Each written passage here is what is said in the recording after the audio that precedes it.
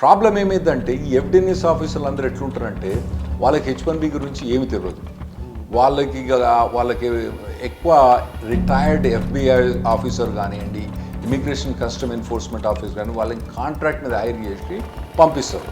పంపించినప్పుడు వాడు వచ్చేమంటాడు, వీడు వచ్చి వాన్ ఎంప్లాయ్మెంట్ ఏంది, అక్కడ పని చేస్తుండా చేస్తలేడా, అది స్పెషాలిటీ ఆక్యుపేషనా కాదా, దానికన్నా ఎక్కువ నువ్వు ఎప్పటి నుంచి వచ్చినావు, నువ్వు 10 ఏళ్ళ నుంచి ఉంటానవా, మొత్తం ఇన్కమ్ ట్యాక్స్లు ఇయ్యి, నాకు మొత్తం నీ బ్యాంక్ స్టేట్మెంట్స్ ఇయ్యి, నీ W2 ఫామ్స్ ఇయ్యి, వచ్చిన కాంచి ఇప్పటిదాకా ఎంప్లాయీస్ మొత్తం లిస్ట్ చెప్పు, ఎండ్ క్లయింట్స్ లిస్ట్ చెప్పు అని మొత్తం మొదలు పెడతారు. హాయ్ హలో నమస్తే, welcome back to iDream media.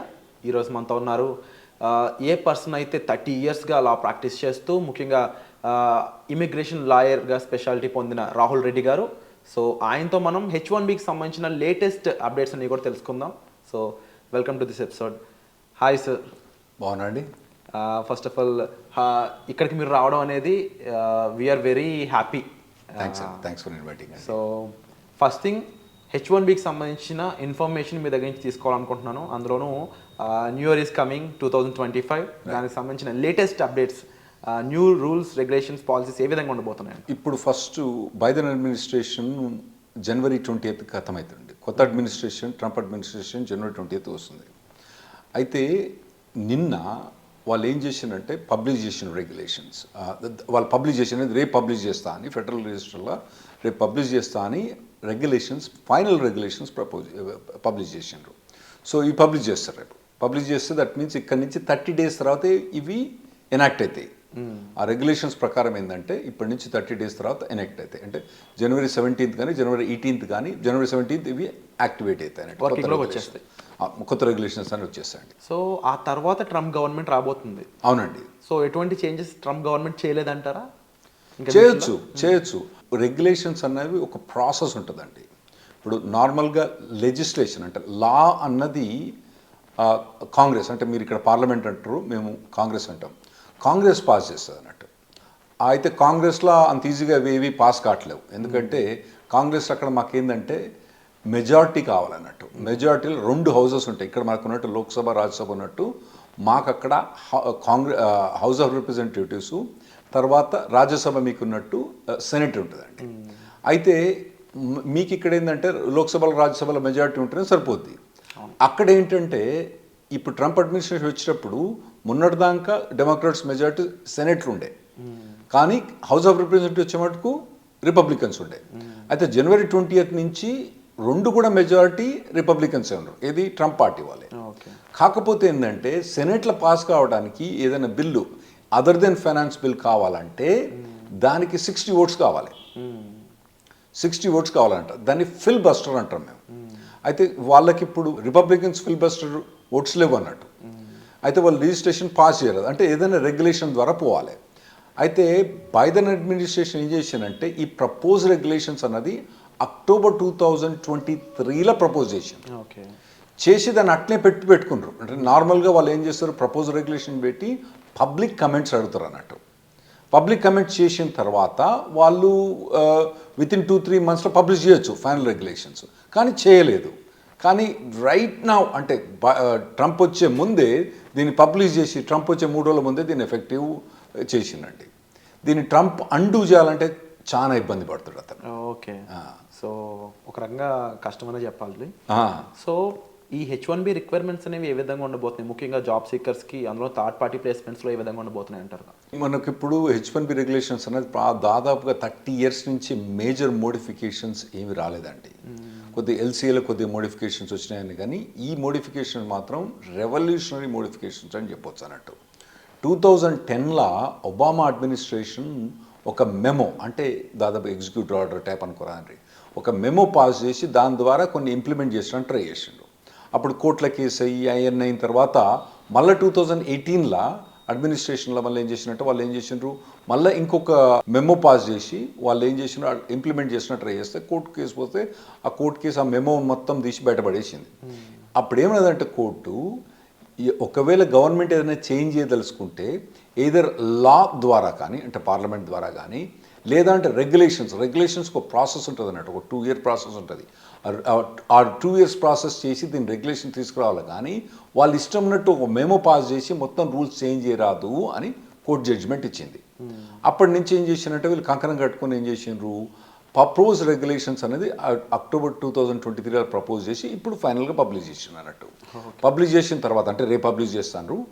ఇది పబ్లిష్ చేసిన తర్వాత వితిన్ 30 డేస్లో అంటే ఆ రెగ్యులేషన్స్ ప్రకారం మేము చదివినప్పుడు 540 పేజీలు చదివినప్పుడు అందులో ఏముందంటే ఇది 30 డేస్లో ఎఫెక్టివ్ అయింది. అంటే January 17th ఎఫెక్ట్ అయింది.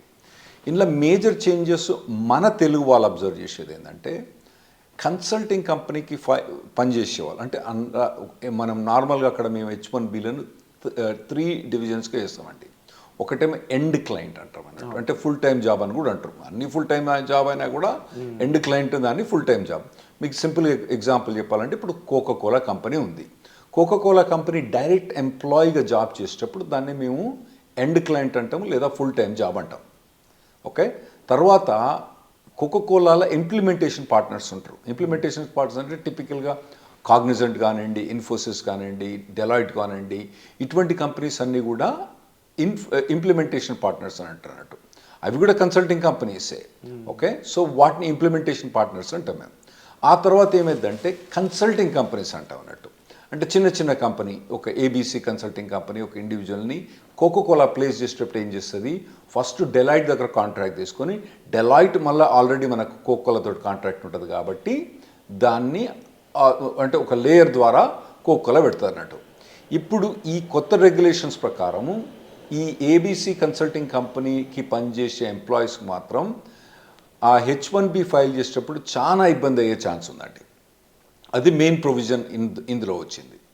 కొన్ని చిన్న చిన్న వేరే ప్రొవిజన్స్ ఏమున్నాయంటే F1 వీసా వాళ్ళకు కొద్దిగా ట్రాన్సిట్ అంటే వాళ్ళకి ఆల్రెడీ జాబ్ ఉండి H1 మూవ్ అవడానికి ఏమి ఇబ్బంది లేకుండా కొద్దిగా బెటర్ చేసిండ్రండి ఇంప్రూవ్మెంట్. ఇంకోటి ఏంటంటే FDNS ఫ్రాడ్ డిటెక్షన్ అని ఒకటి ప్రొవిజన్ పెట్టిందండి. ట్రంప్ అడ్మినిస్ట్రేషన్ ఏం చేసిందంటే అప్పుడు ట్రంప్ అడ్మినిస్ట్రేషన్ ఉన్నప్పుడు ఒక ఇమిగ్రేషన్ ఆఫీసర్ వచ్చి ఒక ఎంప్లాయీ దగ్గర కానీ ఎంప్లాయర్ దగ్గర కానీ ఎండ్ క్లయింట్ దగ్గర కానీ అంటే కోకోకోలా దగ్గర కానివ్వండి, ఏబీసీ కన్సల్టింగ్ అని ఏబీసీ కన్సల్టింగ్ అని మనం ఒక ఎగ్జాంపుల్ చెప్తున్నాం కదా. తర్వాత మన పనిచేసే H1B అబ్బాయి దగ్గరకు కూడా పోయి వాళ్ళు క్వశ్చన్స్ అడిగేది అన్నట్టు. ఆ క్వశ్చన్స్ అడిగేటప్పుడు వాళ్ళు ఏం చేసిండ్రంటే అది వాలంటరీ అని పెట్టింది అన్నట్టు. ఎందుకంటే దాన్ని మ్యాండేటరీ చేసింది అనుకోండి కోర్టు పీసి పక్కన పడేస్తుంది. ఎందుకంటే మీరు రెగ్యులేషన్ ద్వారా పోలేదు కాబట్టి అది మ్యాండేటరీ చేయకూడదు, దాన్ని వాలంటరీ అని పెట్టినారు. కాకపోతే ఏమైందంటే వాడు గన్ పట్టుకొని వచ్చిన రాగానే మనలో అందరూ భయపడేది అన్నట్టు.